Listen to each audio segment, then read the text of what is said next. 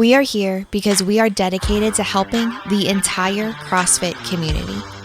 Determined to elevate coaches, box owners, athletes, and everything in between, we believe that this mission will begin right here, right now.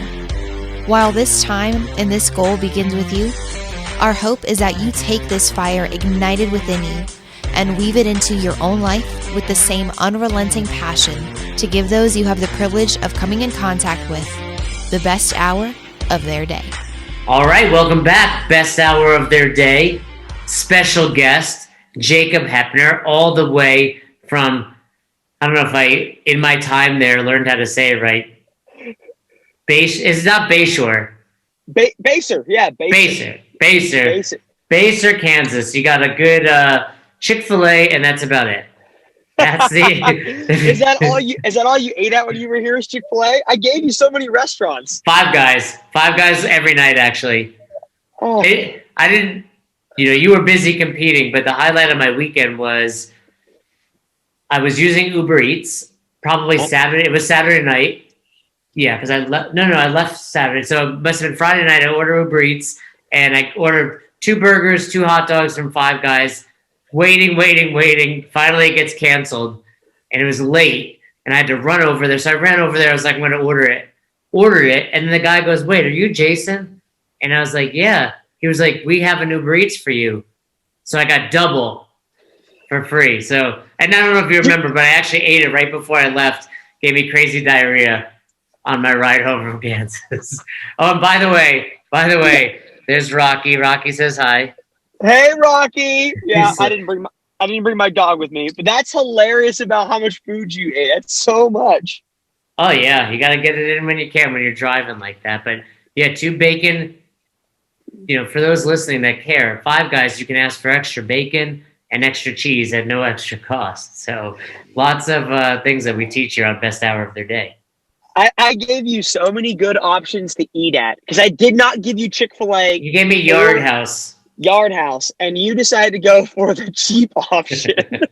Because I just wanted to be able to take it back to the room and crush it. I love Yard House, though. I do love Yard House. Oh, that's right. You've eaten there before. You knew what it was. There was one in Boston. Yeah, okay. Never mind then. So I'm excited to chat with you. I met you at Cobra Command CrossFit. You guys, Jill and the crew, absolutely amazing. I told this story on the podcast. You were competing, and you were a pleasure to judge. Low key, I think you don't get the recognition you deserve. You're a 3-time top 10 games athlete. Yep. There's not many. I mean, how many of them are there in the world? Probably 10 to 20 of us, probably. No, top 10 though for 3 years. Oh, yeah, I don't know. Obviously Frazier and Froning you can put up there, and Khalipa won, and I think came in 2nd or 3rd one year. But man, you got Noah, Scott, Vellner, Fikowski. I mean, it's probably less than 20. But it's elite. It's elite company. Yeah, and then throw in another 18th place. I'm looking on the game site right now. But yeah, first year. Yeah, you were low key, like just having a good time. Is that just how you compete normally, or was that more of a reflection of we're doing this at home? Yeah, so that's usually how I compete normally. I think if you ask most people that compete next to me, I usually function pretty well if you let me just have a good time.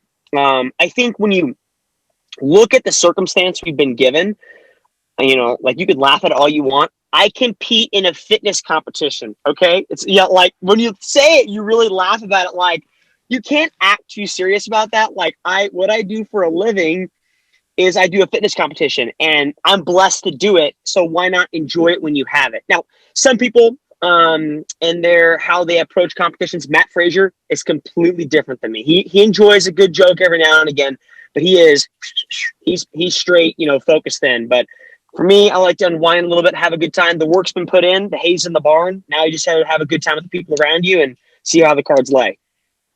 So with that being said, do you think, and not that you're not taking it seriously, I don't think that's but do you think if you were like, no joking, I'm not going to hop in the ice bath and eat cookies in between. I mean, and I understand you're eating a lot because you're training hard, but filming funny stuff, it's all over your Instagram. Do you think you would be higher? No. I think I function the best when I'm having a good time. I think if you get too stressed out about it, right, that affects your body in a way that probably isn't good. I like to have a good time in general.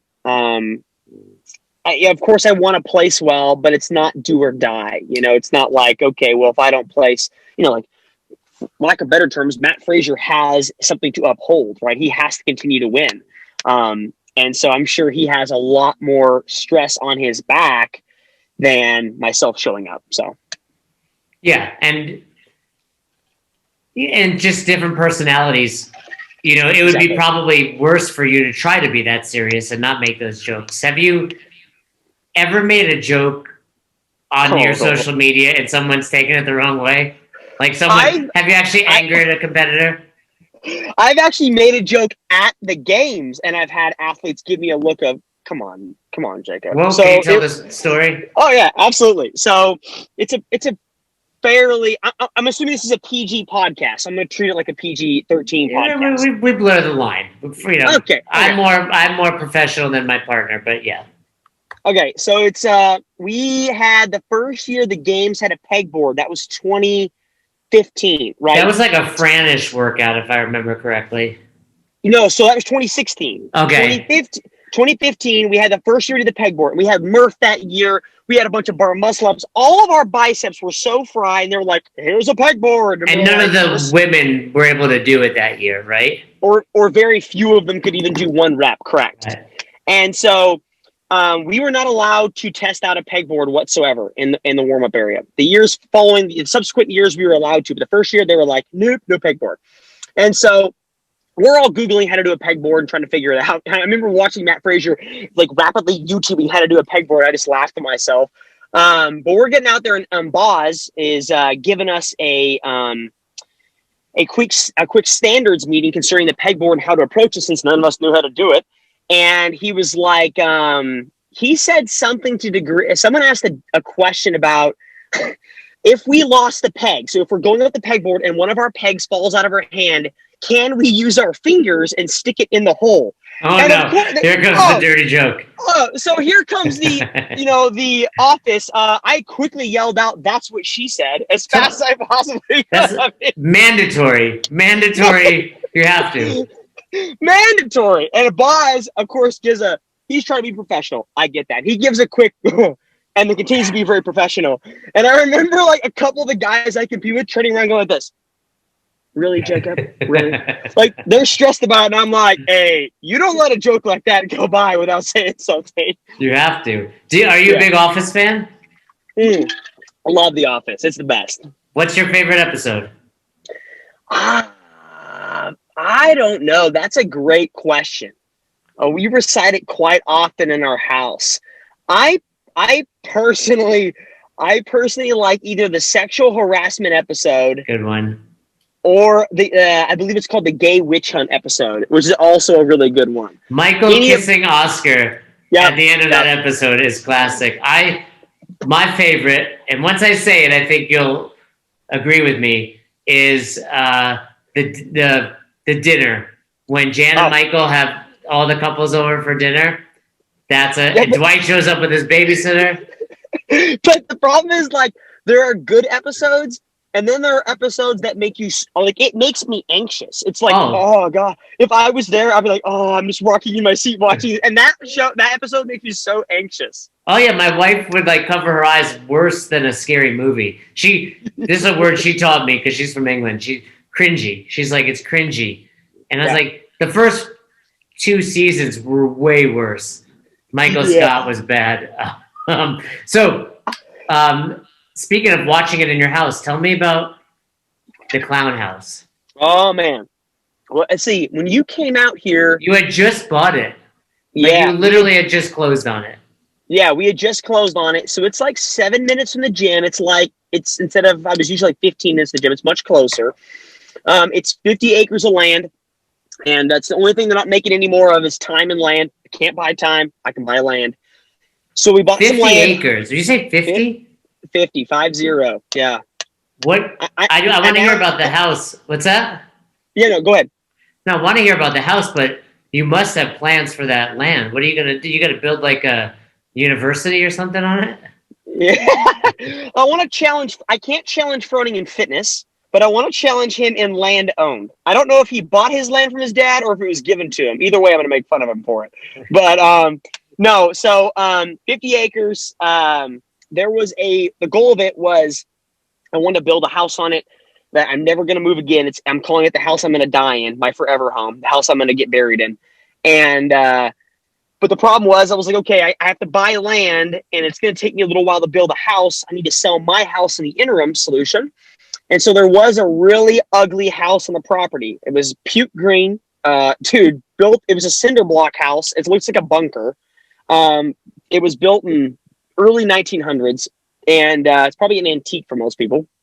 And so we called it Clown House because the gentleman who lived in it, who was renting it, he wasn't the owner of the property. He was renting and living on the property, had a really weird picture of a clown in his living room. Like, I don't know many people who have a picture, like a painted picture of a clown in their living room, but he did. And it just weirded me out. So we called it Clown House. We needed a name for it.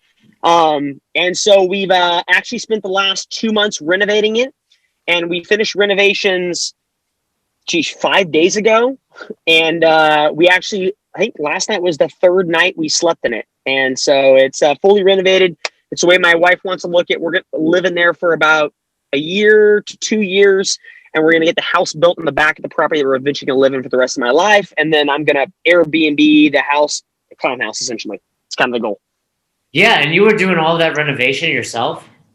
No, I couldn't fix up crap, Jason. Oh, I thought I can't. Your Instagram was deceiving. Yeah, so I can do a little bit of things. I can do like small electrical work, small things, but I get frustrated really quickly with fixing things.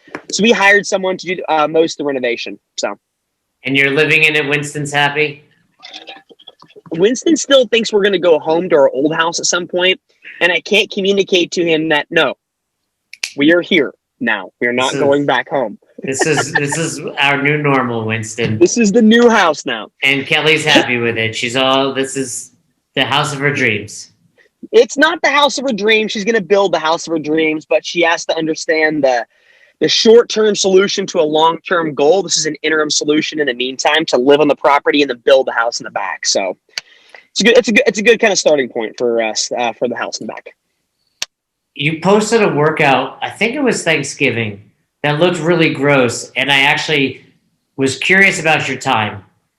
Okay, so which one was it? I think it was some sort of distance on a bike, and then every 4 minutes, like 20-calorie row and 10 burpees, maybe.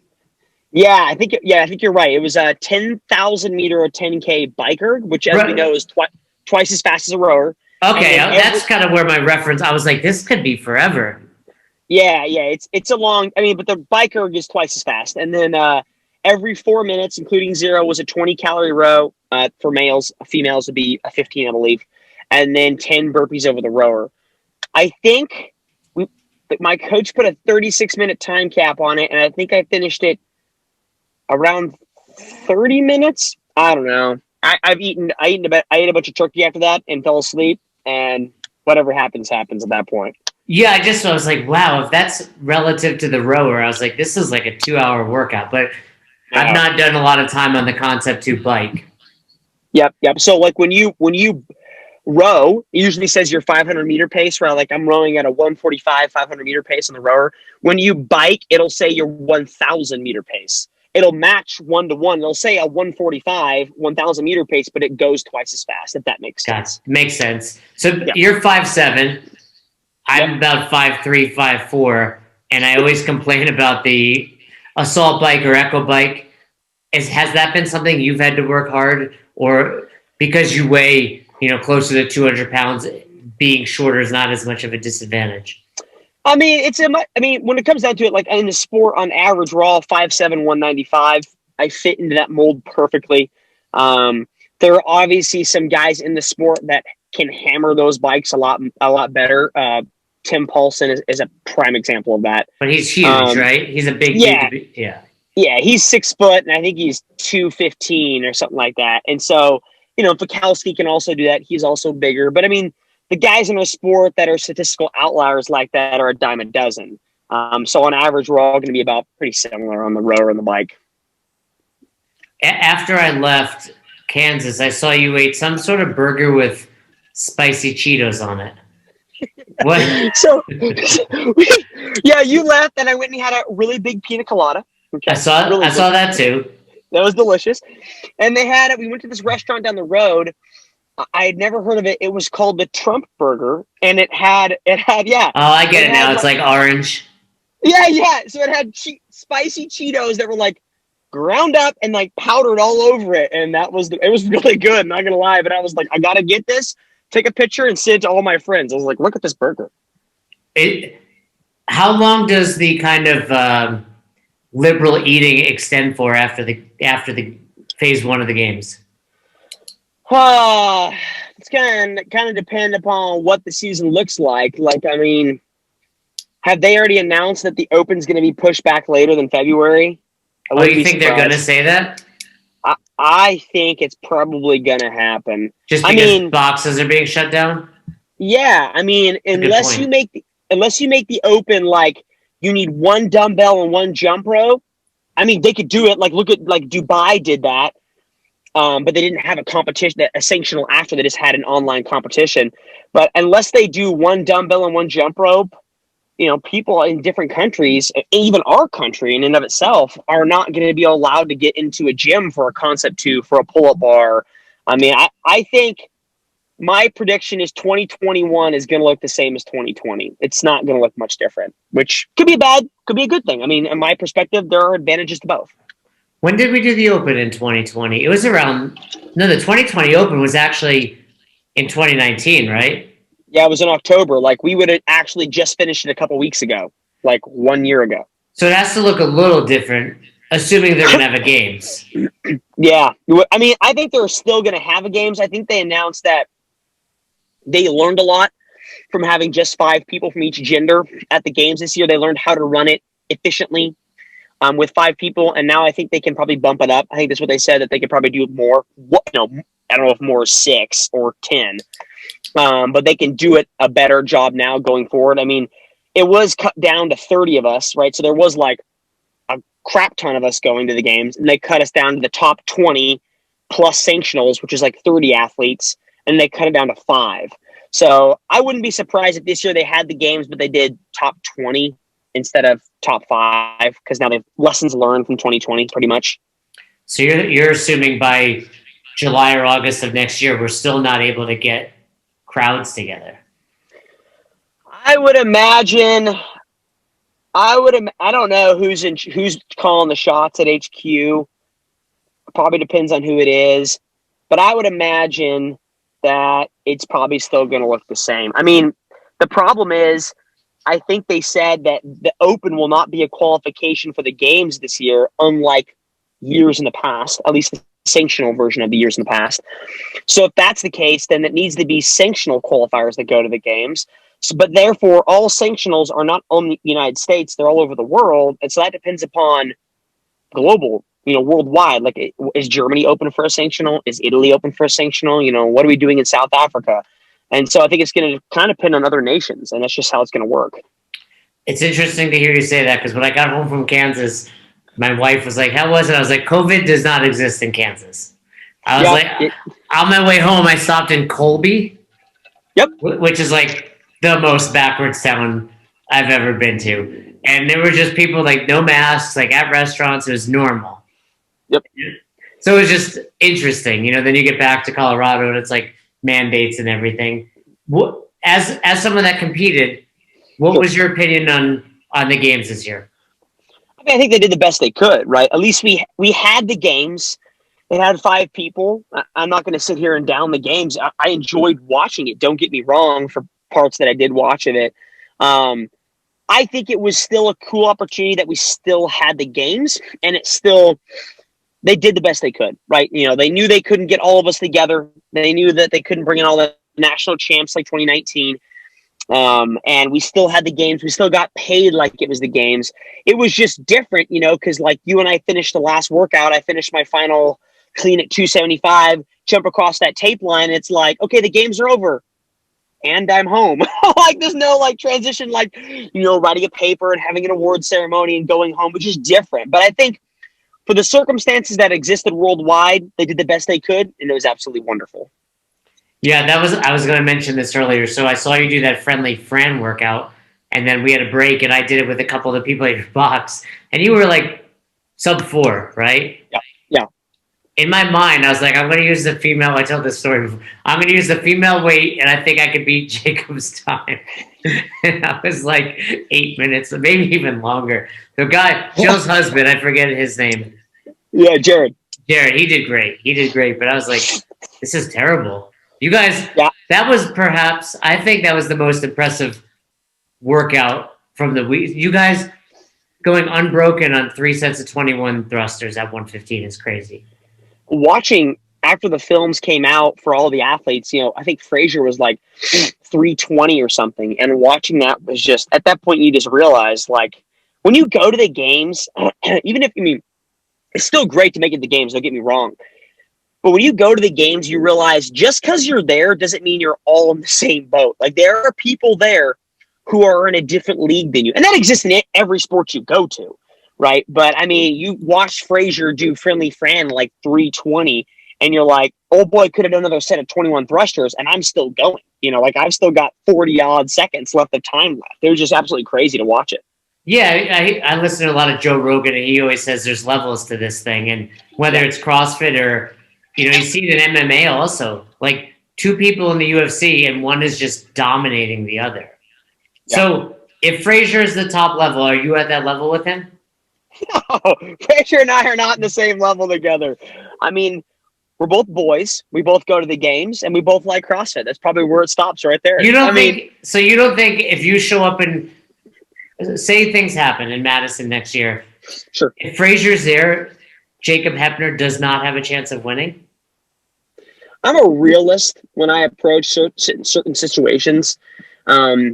To the angst of my wife, of course.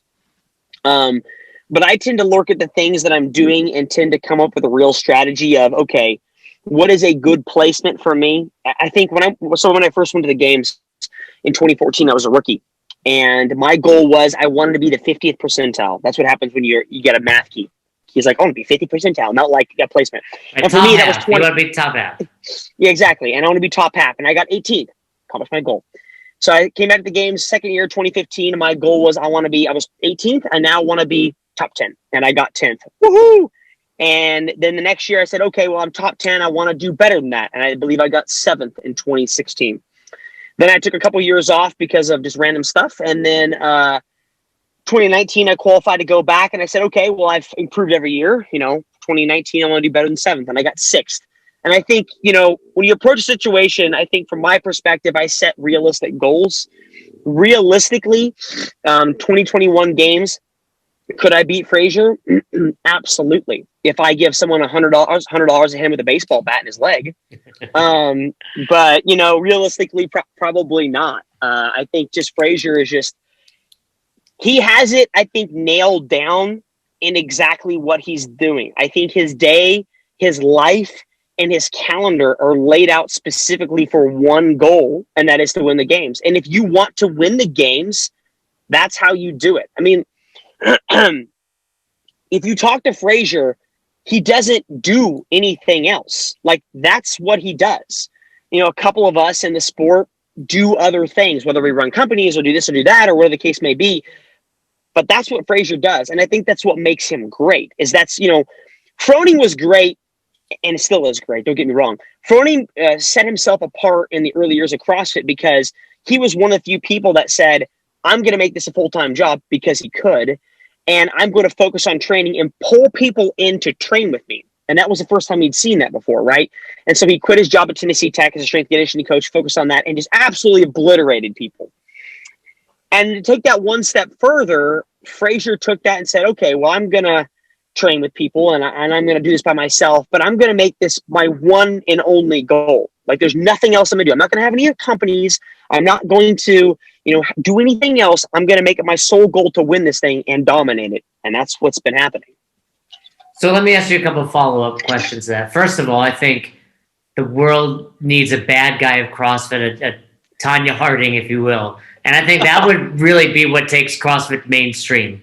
So consider smashing his knee, hiring your Jeff Gillooly, or, we can get somebody to hit him.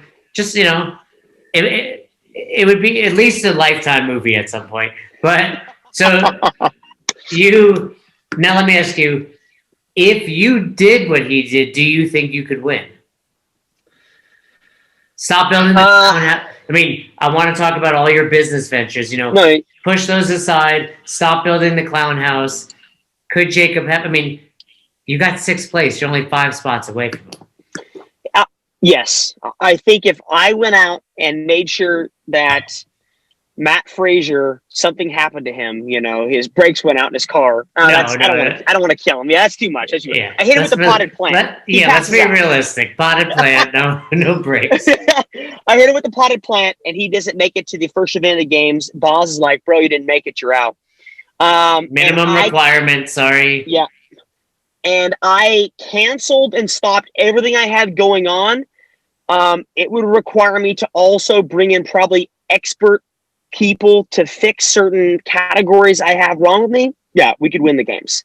But so you could get second if Matt shows up. Yes. Because what I'm seeing is every time you've set a goal for yourself, you've achieved it, if not better. Well, except for obviously this year, I was like, oh, well, I think I could do top 5, and then we were 12. Yeah, terrible. I blame it on the judge. There. But I did hook you up with that GHD sit-up. Oh yeah. No, you gave me. Yeah, you gave me. It was like 2 inches. It was like 1.5 inches. Yeah, I don't want people to misconstrue. There's no bro reps, but I read the instructions and realized when we measured, you were higher than it needed to be. Which you did great on that workout too. Yeah, it was crazy because they based it off a Rogue GHD. They were like, hey, use our Rogue GHD. If you don't have it, you can use anything else that has to be this tall. But then you would think if they gave a height for a Rogue GHD, assuming you used it, it would be the height of the Rogue GHD, but it wasn't. It was like 2 inches too tall, which maybe I was like, I don't understand this. But yeah, it was a little bit easier. I haven't used that since. Luckily, I was meticulous by measuring. Did you do Atalanta? Like, just try it? I did not. I did not do that. I did not do that Rabido Fest. Well, that's what I was going to ask.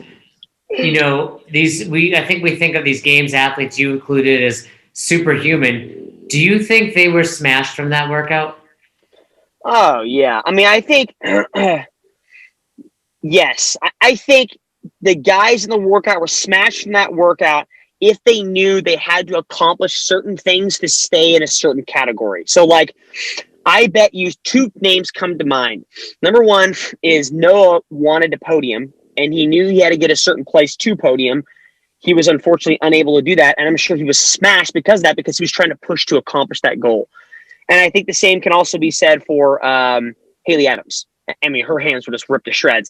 But I think everyone was smashed by it. But when I think about it, if your place isn't going to move because of how you're going to do it at Atlanta, what's the goal in smashing yourself if you're not going to move up in place and you can't move down in place? But for those guys that can get on the podium, that's huge. Right, like, so Frazier and Tia probably left that, like, tired, but I just was wondering if there gets a point in CrossFit where just like, I'm no longer getting sore, and if that workout changed that for a lot of them. I bet you they were already sore at that point, but I bet you it really crushed them at the end of that workout because their legs were already fried. I bet you it was their lats because of all the pull-ups. And just plummeting out of those pull-ups. Oh, I've never done 300 pull-ups in a day, and I've never done it with a weight vest. So I can only imagine that the next day they were like, can't bend their elbows. Like, they're like, straighten your elbows out. You're like, oh, yeah, I can't do it. I'm sure it was really tough. Yeah, that was just the one thing I was like, wow, that looked like they're going to truly have everybody would have tested positive for rhabdo, but I'm sure they were fine. I really enjoyed though that they put the male and female together. I wish I had done more of it, but I loved watching that. And I absolutely loved watching Carrie Pierce make everyone look stupid. She did it to us in Mary in 2019 in the Coliseum, but she was in the women's heat, and so we never knew like what she did. And then we all got done with the workout, and it was like, oh, Carrie Pierce still whooped us all by 30 reps, you know? So it was fun watching her do it next to everybody. It was just amazing to watch.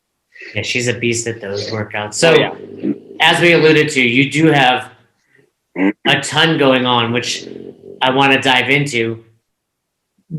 How do you find the balance of competing, being a good husband, training hard, being on social media, building your house? What are some of your tips and tricks for those that feel like I don't have enough hours in the day? How does Jacob Heppner do it?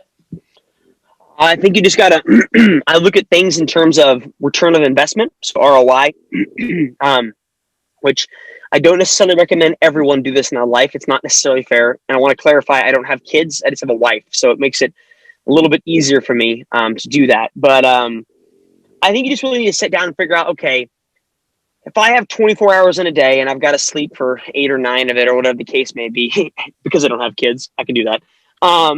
Where do I put my time where I can retain the biggest return on investment? And you got to cut out things in your life that don't give you the ROI. And I know that probably sounds very callous to a lot of people, but I think when you try to become at a top of a sport, or you try to become at a top of a business or elite in whatever it is, business, sport, relationships, whatever it is, you have to look at it from that perspective in terms of, I've got this much time.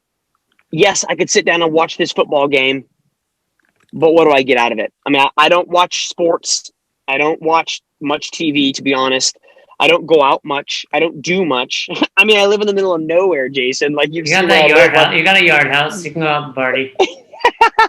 So there's really not a whole lot going on. And I think when you start in a sport like this, where it's a one-track mind, it makes it pretty easy to say, okay, I need to work out this much. Now I've got this much time. How do I set myself up for success later when I decide to exit the sport or decide to stay in the sport? What does that look like? And then you just, prioritize it from there and just give it like a weighted tree, pretty much. So what are some of the things you've given up? Oh, man. Well, I mean, when we first got married, I grew up, playing a little bit of video games as a kid. And when I first got married, my wife was like, hey, video games are a waste of time. And I'm like, oh, yeah, okay, sure. My wife tells you a waste of time. Like, yeah, sure. Like pretty much everyone probably does.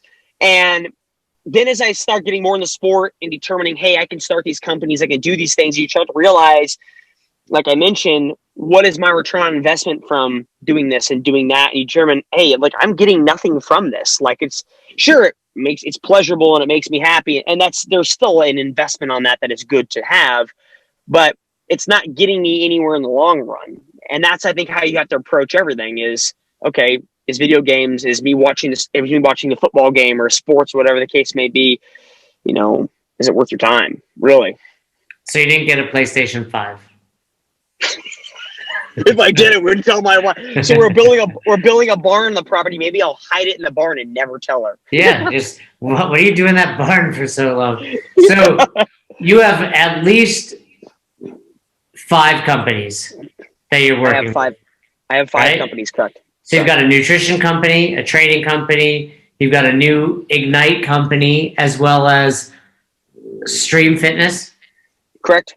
And then Grit. Yeah, so it's actually, Grit is my programming, Functional ED is nutrition, Stream you mentioned, Ignite you mentioned, and then the third company, which is like a Instagram company or a social media management company, is called Takeover. Takeover, and that's for influencers such as yourself to kind of the liaison between the influencer and the people asking them to influence.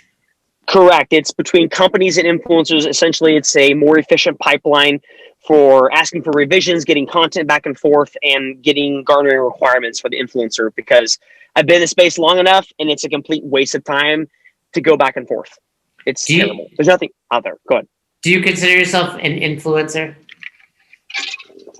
I do to the degree that I have to give a name to it. I hate the name of it. I mean, do I influence people? What would you update it to? What would you call it? What would I call it? Oh, I prefer athlete. I mean, but I think when you use the term influencer, like what people don't understand is like I influence people on social media, and I might have a couple 100,000 people that follow me, and that's fine. But you might have, let's say, hypothetically, 1,000 people that follow you on Instagram, and that's fine. But you still influence those people, and those people are in your circle. So in my mind definition, you are still an influencer. You might influence a smaller pond than I do, but you might have a more direct connection because the people that follow you know you personally. Whereas people that follow me may not know me personally, may not have ever hung out with me. And I can't influence as much as you can. So the word influencer, I don't really like it too much because I think when it comes down to it, it's just what's your connection with the people that you can influence. And that's what it really comes down to. Well, it's also weird because, like, is LeBron James an influencer? Or is he a basketball? Yeah. Same with you guys. I think I would say like an influencer are the cheesy people that just throw out motivational quotes every day, but don't actually have a talent. And exactly, I'm sure people will complain. So like, there's the Watt on the Waves. Have you heard of that? Like a year and a half ago, 2 years? Yeah. So we were invited on it, and it was so interesting because there were two rigs, and one like Froning and his team were training on, and then on the other were just the quote unquote influencers pretending to work out and taking pictures. It was so interesting. What was the first thing that you were approached with or by to promote when I assume it was after your 18th place at the games? I think so. The first company I was sponsored by was FitAid, and so I've been with them ever since. And the funny story we still laugh about to today is got into the sport just because of the love of the game, just because of the love of the sport. Didn't really ever think, I'm going to get sponsored by something. It's not something you come into the sport. I mean, I know a lot of people do, and I think that's the wrong way to come into it. But I came to the sport for, I love this. I want to go to the games. And then sponsorships occurred. And so FitAid hit me up, and they're like, hey, we want to sponsor you. And I had never in my life negotiated a contract, ever. I mean, so this is just direct to you at the time. Yeah. I at one time did have a manager.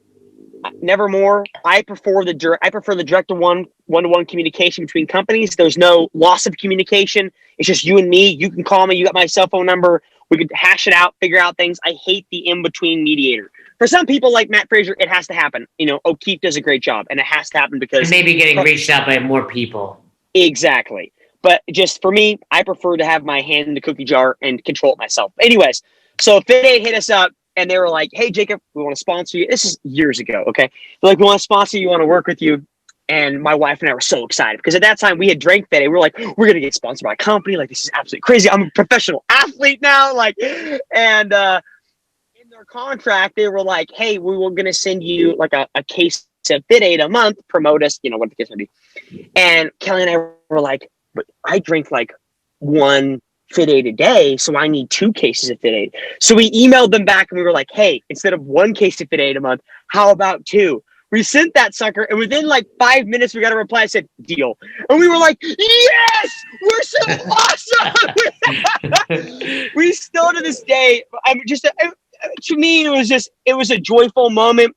Did we know any better? No. Was I worth more than that? Probably not. Like, I'm a nobody coming onto a sport, but it's just a happy moment of like, like I'm sponsored by a company and I negotiate a contract, but it was just $24 negotiation edition per month, maybe a little more. So is there a company out there that if they were listening, you would want to work with that hasn't reached out? Oh, that's a great question. Cheetos, spicy Cheetos. So my wife gets mad at me because I'll every now and again make a troll video for internet trolls, and I'll use Cheetos and Coca-Cola. Because that's just me. It's just the definition of someone who sits at their keyboard and was like, "Oh, you look so ugly." Yeah. I've seen you do that. Yep. Yeah, and so I always usually have like 1 bag of Cheetos in the house for whenever I feel like making that video. And my wife will get so mad. She'll be like, "Why do we have this bag of Cheetos here?" And I'm like, "Well, I never know when I want to make that video." She's like, Why? Why do we have this Cheeto bag in here? But it's a great question. I actually thought of that a couple days ago. Who was I thinking about getting sponsored by? I think it was like Home Depot because I have to do renovation so much. Hey, you can do I could see you starting a home renovation show. Yeah. So the funny part was years ago, Facebook was actually I don't even think I've talked to anybody about this, but Facebook had started their like video section of Facebook where you can go watch like short films that Facebook had made. And so Facebook was trying to make these films. They were doing some small ones. One of them was not Dirty Jobs, Returning the Favor with Mike Rowe. So Facebook was involved in that. And they were like, hey, we'd like to do a show about fitness. And they narrowed it down to CrossFit. And so Facebook actually sent a team out here, it's like 3 years ago. And they actually spent like 3 days filming us and the group I have around me in an effort. And they pitched it to Facebook as an option for a Facebook show about me. It didn't end up panning out because they were like, we're not sure how many viewers will watch a CrossFitter. I don't blame them for that. They would have got yeah, but it would have. I thought it was kind of cool, but it didn't end up going. So fame and fortune, alas, was gone at that moment. Do you get a lot of trolls on your social media? Yeah, but I encourage it. I think the way I've have approached social media, and everyone has their own choice to make in life when they get on social media. I always hated that people get on social media and just show the best parts of their life. In my mind, like, it's not real, it's not raw. And so I've always shown the realness and rawness of being a professional athlete or being a husband or being a dog dad, whatever the case may be. And sometimes that doesn't jive well with people. If that's me, hey, today I'm going to go out and shoot guns. Hey, I'm a guy from Kansas. I shoot guns. You don't like it? That's okay. You can leave me. You don't have to follow me. You know, if you don't like the way I say things or think, that's okay too. I'm not here to, I never liked the idea of kowtowing or changing your belief system to meet other people's wants and needs. I'm always just going to show who I am. And if that's what you like, great. If it's not, hey, we all got the option of making your own opinions. Yeah, lately, with Best Hour, we put out some quotes and they are meant to get attention, but there's always, a handful of people on every one that like argues. And I'm like, you're not even arguing what we're talking about. So like recently we put out, the people you discount are the worst members. Mm-hmm. And they're like, no, military and law enforcement. And I'm like, we're not arguing. You're just arguing for the sake of arguing. Like, that's not what we're saying. We've discussed that in our gym. I mean, like, giving discounts is great, but then you ask yourself, like, I'm valuing you as a person more than I'm valuing someone paying full price. And how does that relationship work? And how does that make them feel? Like, yeah, I mean, but I agree with you. Yeah, it's just funny that people always, people just have nothing better to do. Oh, yeah. That's welcome to 2020, right? Let's all sit at home, get on, make like 5 Facebook profiles, and then attack each other. It's just society we live in. Very, very true. So tell me more about each one of these businesses, please. So tell me first about functional eating. I know that's something you and Jill at the box do together. Yeah. So the affiliate I went to, Cobra Command CrossFit, which again, most people think I own it. I do not own the gym. You don't even coach. You don't even coach there. My level 1 relapse, I didn't even do it. I don't super enjoy coaching that much. I enjoy leading groups of people that have a working knowledge where I don't have to like explain what a burpee is. I don't super enjoy that. But anyways, you enjoy cheerleading, is what you're saying. Yeah, I enjoy that. And so Cobra Command CrossFit had a nutrition program in it. It worked very well for inside our gym, and it was doing wonderfully for our members. And so we kind of came up with the idea of, okay, what if we take this outside of the box, outside of the gym?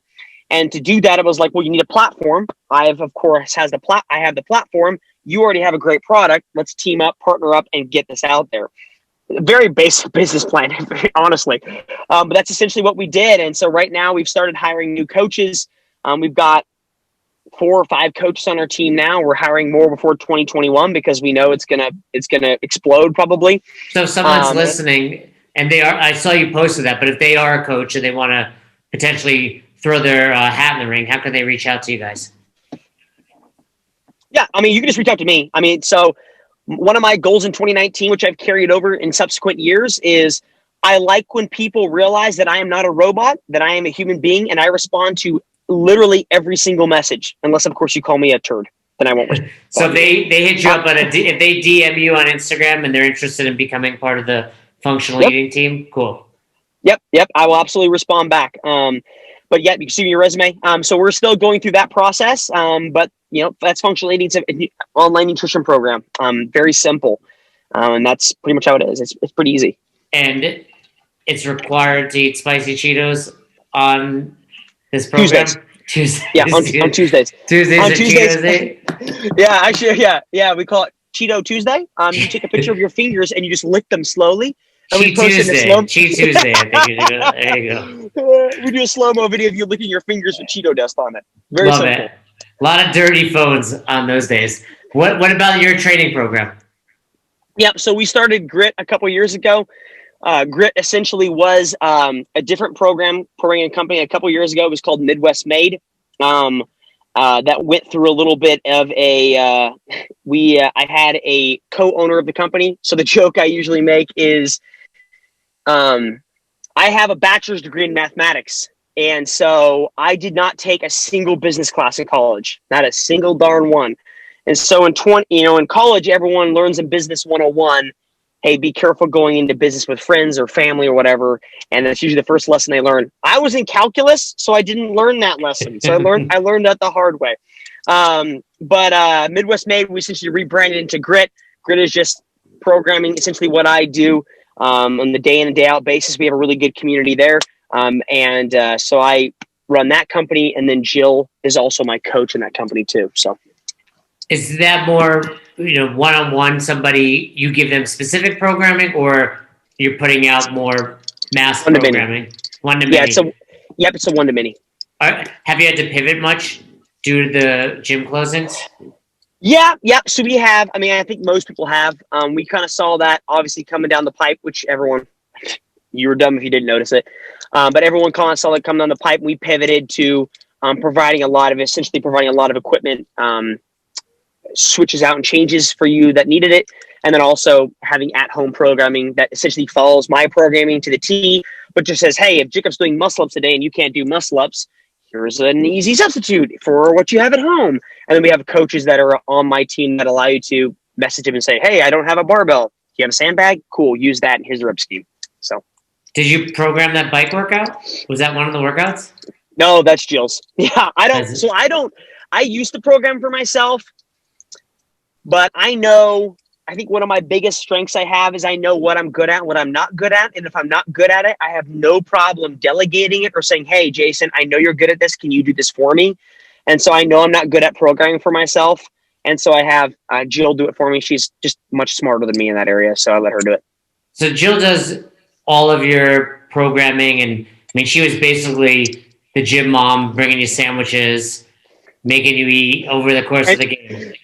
Yeah, Jill is an integral part of my team in a lot of the things I do. She is probably one of the people, a handful of people, like less than 4, that I approach with any big decision in my life. It doesn't have to be in CrossFit. It could be anything, relational, land purchase, whatever the case may be. And so she is the person I have a lot of companies with because she thinks differently than me. And that is a huge benefit because I think a certain way. She thinks a little bit differently than me. And so combining that to me is very helpful. And she has a lot of business savvy that I do not have.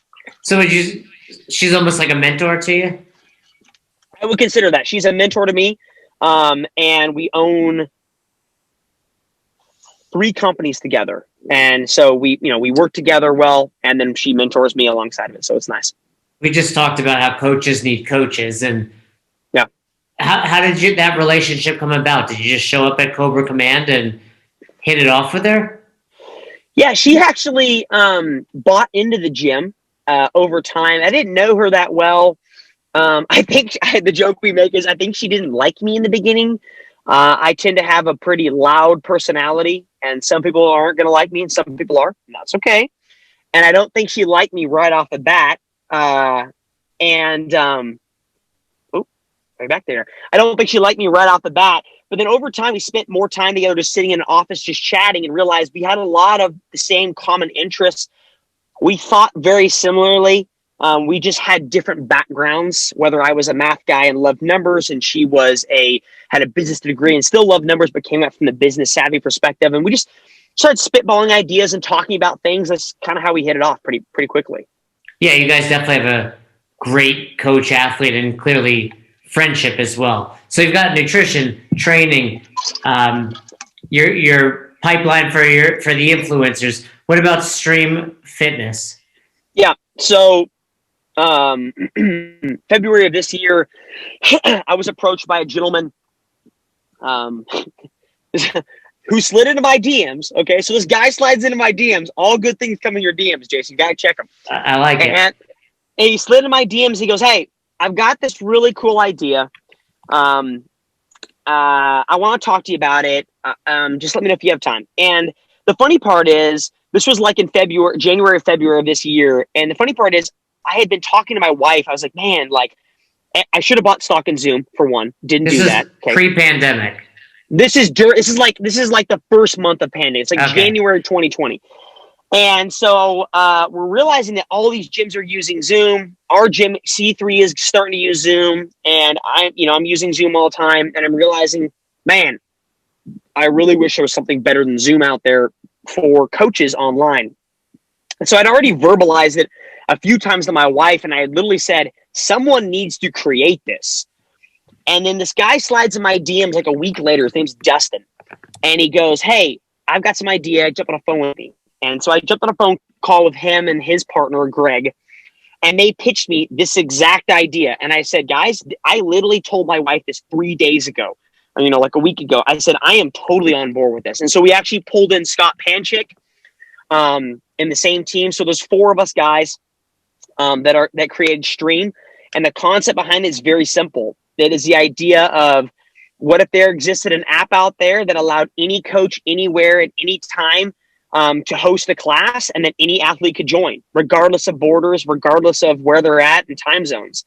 And essentially, it's just we're taking Zoom, we're not remaking Zoom. We're taking Zoom, changing it, and putting stuff in that meets the fitness space. We've all complained about, oh, I got to get a stupid clock in the view. Okay, well, it has a clock. Oh, I want to listen to my own music. It has a Spotify premium plugin. Hey, I got to have a board in my view that has the workout behind me. The workout can easily be accessible on screen for the athletes. How do I talk to, as a coach leading a class, people don't listen to me. Okay. When the coach talks, everyone else's volume and audio hushes because the coach is the most important. We need that at the real box. Yeah, right. Yeah. Now I just need to put like zapper collars on people's necks. They get zapped. They talk over the coach. There are so many. Essentially, we spent February to March. I called affiliate owners from around the world that were using Zoom and talked to them and said, hey, you're using Zoom. What do you like about it? What do you not like about it? Give me your ideas. No matter how big and how bad or how big they are, give them to me. Some of them were great ideas. Some of them were impossible ideas. And some of them were fabulous ideas. We took all that, garnered it all up, and pretty much created Stream. It was kind of the concept. Very cool. I think, especially as we're facing another potential lockdown, it couldn't be more important. So really cool. I think what people are realizing, let's just assume like tomorrow COVID is cured, which would be wonderful. Don't get me wrong. It isn't going to happen. But let's say tomorrow it just disappears off the planet. I still think what people have realized in 2020, which I think is an advantage for COVID, there are glimmers of hope from a pandemic. And I think that is, people are realizing that, like your podcast, sometimes the best hour of your day doesn't have to mean you have to go into the gym. Sometimes for a mom of 3 kids, it might be, hey, I just can't get out. I need to get my fitness in, and it has to be done at home, and I have a dumbbell. Or maybe it's just, hey, I can't go to the gym because I don't have anything around me. I've lived in certain places where a gym was an hour away. That's too difficult for me to get there. And so I think people are realizing that they don't necessarily have to go to a gym. Now, I don't want to pull away from what a brick and mortar community has, but I want to essentially recreate that as close as I possibly can online. Now, it's not going to happen, but I want to get as close as I possibly can to it. And that was the goal. Yeah, I mean, the best hour of your day, you're absolutely right. Doesn't have to happen in the gym. And how many times have we not wanted to exercise, and then when we're done, feel great? Every time. Exactly. Well, other than sliding into Jacob's DMs, correct me if I'm wrong, but gritathlete.com is where people can learn more about your training. And then if they go over on Instagram to functional eating, they can learn more about functional eating and your nutrition coaching. Yeah, so Grit is going to be gritperformance.co. Grit Performance. There's a Grit Athlete. That's not you. Did I just plug the wrong? Yeah, that's okay. They got a good name. I appreciate the name they got. You know, I thought it was the logo. It's the same logo you have. It look like. Well, they've got a really good website. They just stole it off me, and I kudos to them for doing that. Now there you are. Yeah, you're on gritperformance.co, and that teenage girl. Yep, Olivia. Yeah, I remember her. She was a beast at the box. Yeah. And then functional eating is just functionaleating.co. Yeah. You like that .co. You're a .co guy. It just, from my perspective, I don't know the benefit of a com versus a co. I'm sure some nerd is like, oh, Jacob, let me tell you. But if my name's available, I'm going to take it.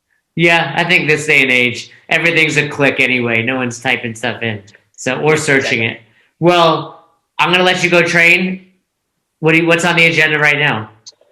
I am sitting in the parking lot. They probably are calling the cops on me because I've been sitting out here for an hour talking to myself. I am going to go work out, and then I'm going to get back home and move some more stuff in the clown house and get that house ready.